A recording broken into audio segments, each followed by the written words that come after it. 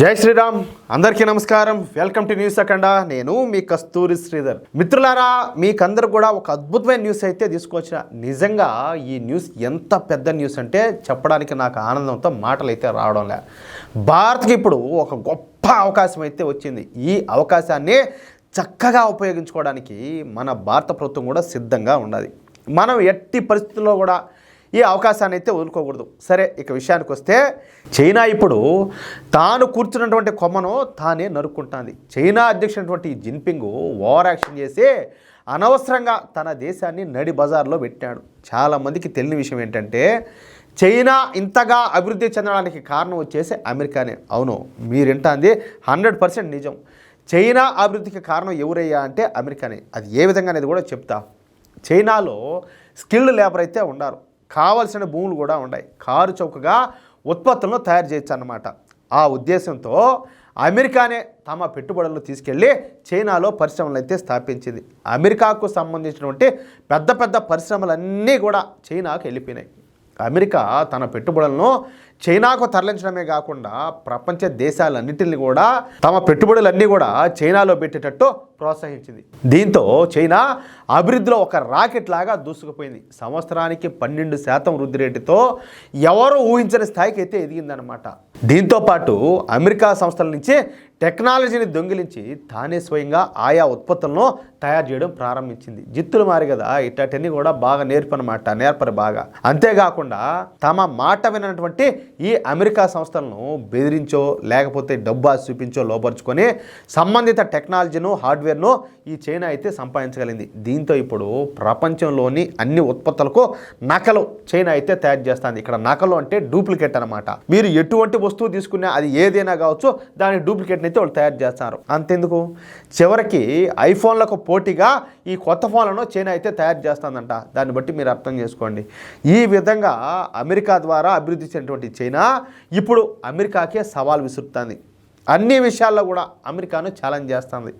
అమెరికాను దాటి ప్రపంచ సూపర్ పవర్గా ఎదగాలని చెప్పేసి చైనా అయితే ఆశపడుతుంది. అయితే ఇప్పుడు అమెరికా అధ్యక్షునిగా వచ్చినటువంటి డొనాల్డ్ ట్రంప్ ఇక చైనాకు అడ్డుకట్టేయాలని చెప్పేసి గట్టిగా నిర్ణయం అయితే తీసుకున్నాడు. ఈ క్రమంలోనే మొదట చైనా పైన 20% సుంకాలు వేసాడు. ఆ తర్వాత 34%.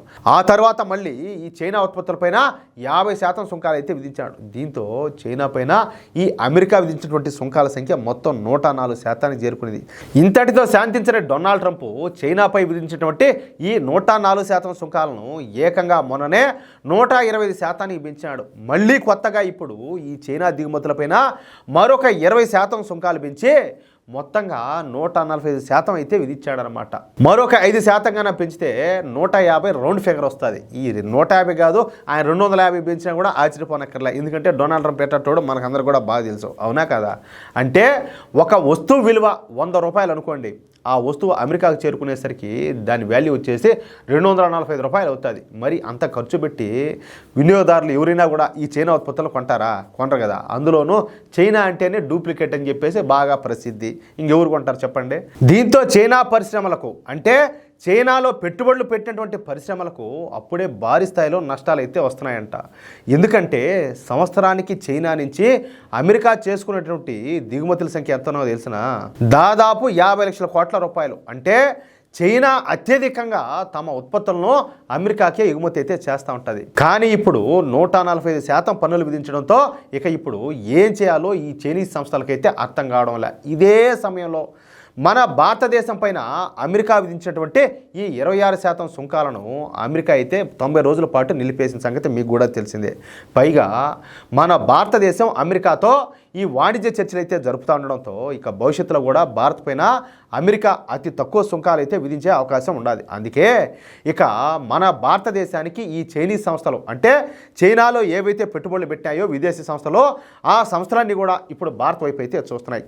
చైనా నుంచి తమ ఉత్పత్తులను వేగంగా భారతదేశానికి తరలించేందుకు రంగం అయితే సిద్ధం చేసుకుంటున్నాయి. పైగా భారతదేశం అమెరికాకు మిత్రదేశంగా ఉంటా వస్తుంది. కానీ చైనా రోజు రోజుకు అమెరికా శత్రు దేశంగా మారుతుంది. దీంతో ఏ విధంగా చూసినా కూడా తమ పెట్టుబడులకు భారత మాత్రమే సేఫ్ అని చెప్పేసి భావిస్తున్నటువంటి ఈ పెట్టుబడిదారులంతా కూడా ఇక పైన తమ పెట్టుబడులను భారత్ వైపు అయితే తిప్పుతారు.